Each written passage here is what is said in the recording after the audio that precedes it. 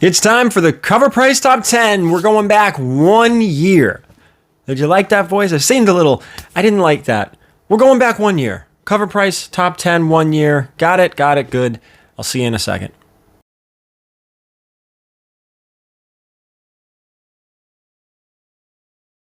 All right, guys, let's get into this list. We're going, again, top 10 from a year ago. What do we do if this is the first time watching these type of videos? We take the top 10 list from Covrprice from last year, look at the prices from last year compared to the prices today. Were these books a bust? Were they a boost? Before we get into it, I want to let everyone know Tuesday, I don't remember the date, but it's the next Tuesday coming up after this video is posted. I should have been a little more prepared. Like the 22nd-ish?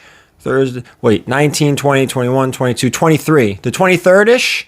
Anyway, Tuesday, next week, I will be doing my first eBay live sale. So if you have an eBay account, which I'm sure most of you guys do watching this video, find me on eBay, VERYGARY_comics. Save me as a seller. You will be notified when I go live, and I'm already pulling out some really cool books for my very first stream. We're going to keep it mellow, maybe like 10 to 15 items just to kind of test the water, see how things go. And I'm going to want to hear feedback from you guys. Did you like the platform? What could be done to improve it or not improve it, or different ideas? But anyway, I'm going to want to hear from you. And hopefully you guys can check it out, even if you don't buy anything. I'd like you to come see how it works. So again, that's going to be Tuesday night, 8:30 Eastern on eBay Live, VERYGARY_comics. So here we go. With that, also, I want to say thank you for everything. Thank you for watching these videos, hitting the thumbs up, the comments, even the bad comments. I appreciate it. Following me on IG and TikTok, which is a mess. I should do a better job over there. But what else am I on? X, Twitter, whatever you want to call it. So thank you for all of it. I really like these videos. A big shout out to Covrprice for getting us this content. If you guys are interested in Covrprice, down below in the description is a discount code. So thank you to them as well. And I hope you guys enjoy it. Let's get at it. That's enough of that. Let's get to number 10 here. Again, we're going back 1 year. This is number 10. This is the Amazing Spider-Man #1, the Salvador Larroca Hustle M&M limited to 5,000 variant. That was a mouthful. Now, 1 year ago, Salvador Larroca's M versus Spidey rap battle on the cover of this Amazing Spider-Man #1 was a hot seller. Many of the initial copies were shipped poorly, causing graded 9.8 books to go for a higher premium initially. It had highs of $172 raw, $1,750 in a 9.8. 1 year later, M&M and Spider-Man are still going toe-to-toe in this epic rap battle cover. To this day, their legendary matchup has yet to lose interest. While the book has remained in the $150 to $200 range, it hasn't stopped collectors from continuing to buy this cover. 1 year later, it's currently trending at a raw near mint fair market value of $216, $600 in a 9.8. This grade was a boost for raw and a bust for graded. Given the initial scarcity, it's possible that the early shipping issues caused a delay in the fair market value, settling for the 9.8s. Regardless, this book remains popular as a staple of modern cross-medium fusions. I remember when this came out, people were scrambling, and I do remember that a lot of them were damaged, and 9.8s were a little bit tricky, trickier than a normal book that would come out with that. A print of 5,000 on a variant is kind of a lot for an exclusive, but with a big chunk of them damaged, I can definitely see the price go up the way it did.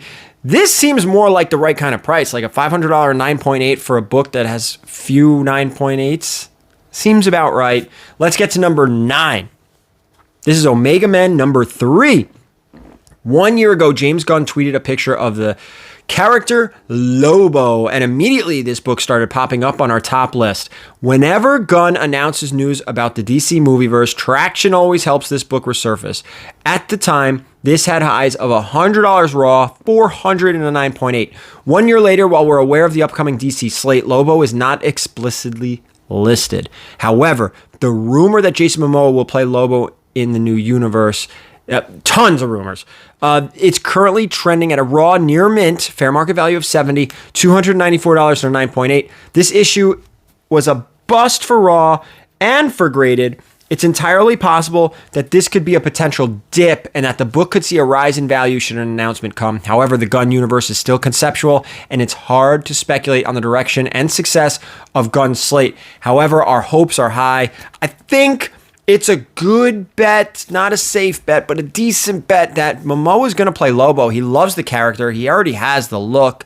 And James Gunn is going to do things to DC we haven't seen yet. I think he's going to take some obscure characters. And yes, I know Lobo is kind of mainstream, but he is kind of also a little obscure, and make them household names. Like you and I know who Lobo is, but I'll tell you now, my wife doesn't. So Jason Momoa playing Lobo probably makes this character a household name, especially if it ends up being a good movie. Let's get to number 8. This is Harley Quinn number 25, the Jenny Friesen 1 in 25.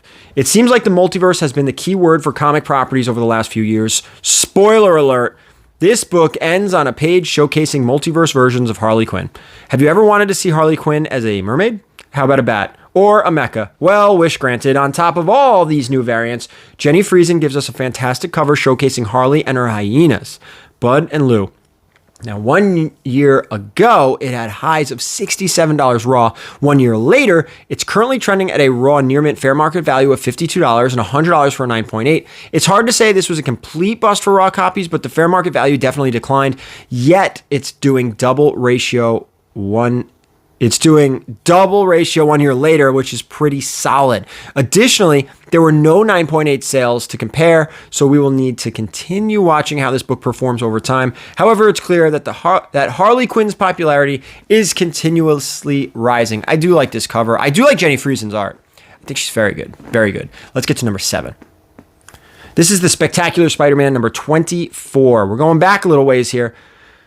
Sony has produced many films that have divided the fan base. However, any news from Sony has still affected the prices of aftermarket comics. Venom, Mobius, Kraven, El Muerto, all have had their time to shine. 1 year ago, it was time for the Hypno Hustler. Like many of these rumor-driven speculative books, this was a major bust for both Raw and Graded. 1 year ago, highs of $100 raw and $650 for 9.8.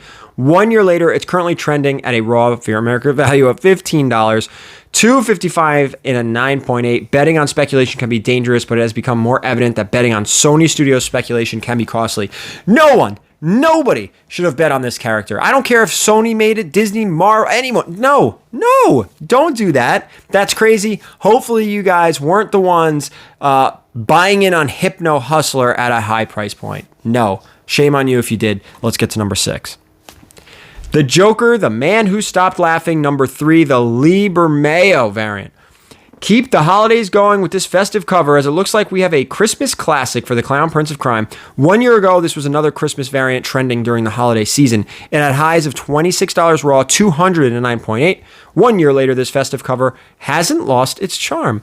It's currently trending at a raw near mint fair market value of $33, $81 in a 9.8. Not only has it retained its raw fair market value, but it has actually gained value. We'll call that a boost for raws. However, graded copies clearly became a bust, as the novelty of this issue can be appreciated just fine through Mylar, and did not prove to be a significant enough issue for grade to matter significantly. Not much talk about it. Let's get to number 5. This is Nova number 1. Here we go, Nova. Last year, this book saw some heat when Disney announced that the arrival of Nova to the MCU. At that time, rumors had spread that the Nova project would be a movie, not a Disney Plus limited series. As we have seen in the past, rumors are just as strong as confirmed news regarding moving key issues. 1 year ago, it had highs of $72 raw, $1,500 in a 9.8.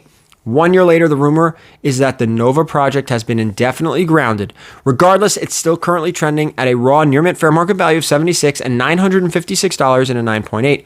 This price tag was a boost for raw, bust for graded. While not confirmed, Nova will likely appear in the MCU as a well-recognized Marvel character. It's not surprising that raw issues have maintained their value while graded copies have fallen during the market. Expect further fluctuation on this book, especially for graded copies when Nova eventually appears. Now, I think this book in a 9.8 should be about an $800 to $1,000 book. It's a Bronze Age key. It's a number 1. He's on the cover. He's a great character with a lot of legs, involved in a lot of stories. 1,500, definitely high. I will say that. 800 to 1,000, maybe this thing can peak at like 1,250 if news really becomes confirmed. I like Nova. I love this book. I love this cover.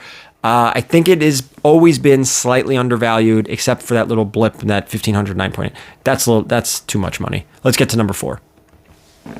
Peter Parker and Miles Morales, Spider-Man Double Trouble, number 2. Here we go. 1 year ago, the lighthearted superhero story delivered a down-to-earth tale coupled with colorful and animated artwork. The characters leaped off the page like a Saturday morning cartoon. We learned that even the villains have their own fan base, with the story primarily taking place at a villains convention. Heck, they even have mentioned programs for aspiring villains. In fact, Mysterio's mentee is what caused this book to fly off the shelves, debuting the first female Mysterio. It had highs of $13 raw. 1 year later, we now know that this character hasn't led to much of anything. It's currently trending at a near mint fair market value, $4, which constitutes a bust for Raw. It's undoubtedly a fun issue that provided an opportunity for the potential value increase. At $4, it could be a fun find, a great read, and potential growth opportunity. If you have faith in a female Mysterio and you feel like spending $4, go get that book. Let's get to number 3. This is Burning Man number 1. Bad Idea returned with the new marketing and innovative storytelling ideas to showcase. This book is the start of a possible infinite narrative. Bad Idea has allowed readers to choose their path in future publications by following storylines of their own making throughout the run of this series. 1 year ago, it had highs of $33 raw and no 9.8 sales. 1 year later, as with many drop marketing related items that Bad Idea has come up with, it's currently trending as a bust with near mint fair market value at $3, 25 and a 9.8. Collectors find this type of marketing across many verticals, and it's not the first time Bad Idea has successfully pulled this off. Remember the Invisible comic? Yeah, that was actually really a bad idea. I have nothing really to say about this book either. I hope you weren't buying it at that price point. Let's get to number 2. This is Batman Superman World's Finest, number 10, the Dan Mora holiday card cover.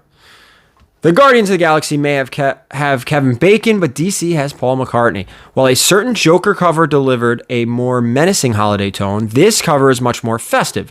We see all the heroes enjoying themselves in hopeful and colorful camaraderie. More so, it does look like Paul McCartney was there of his own free will. We're looking at you, Mantis and Drax. 1 year ago, it had highs of $40 raw and no sales in a 9.8. 1 year later, it's currently trending at a raw near mint fair market value of $30 and $60 in a 9.8.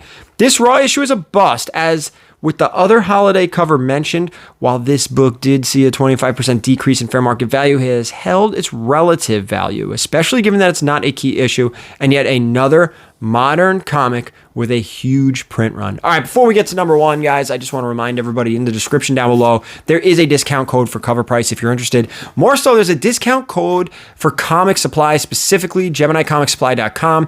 VERYGARY10 is the discount code.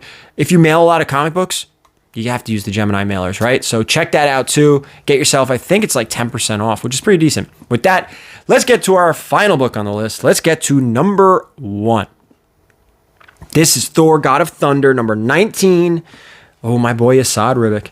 1 year ago, rumors were spreading that Ben Affleck had been speaking with Marvel about possibly taking on the role of Dario Agger, aka the Minotaur.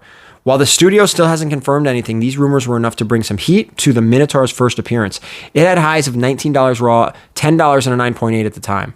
That's right, $10. That doesn't make sense. It's probably closer to 100. 1 year later, there hasn't been any news, and this issue, oh yeah, it is 100. I'm dumb. Is currently trending at a raw near mint fair market value of $10, 70 and a 9.8. This outcome was a bust for raw and for graded. As the next Thor project creeps closer, we get more rumors that increase the value. As for now, this book has yet to prove to remain significant outside of MCU canon. I'll tell you what, though, about that God of Thunder run, you want to read a really great Thor run, and I've said this a million times, Thor, God of Thunder, it's in omnibus form, it's in trade paperback form, I think it's 4 trade paperbacks, you could probably get them for like $10 each, probably. Cheaper than the omnibus, but I think you get more in the omnibus, like more storytelling.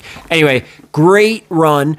If you have not read it and you've watched Thor Love and Thunder, you're going to dislike that movie more than you do now because you're going to read about Gore the God Butcher and how he really should have been portrayed on the big screen. Anyway, that's it for this list. I want to say thank you again for sticking with me, watching these videos and enjoying them, and all the comments and the thumbs up and, hey, the thumbs down and even the mean comments. Thank you so much. With that, we're going to come back next time. I think we're doing 2 years later next time. Thank you so much for watching, and as always, keep it comics.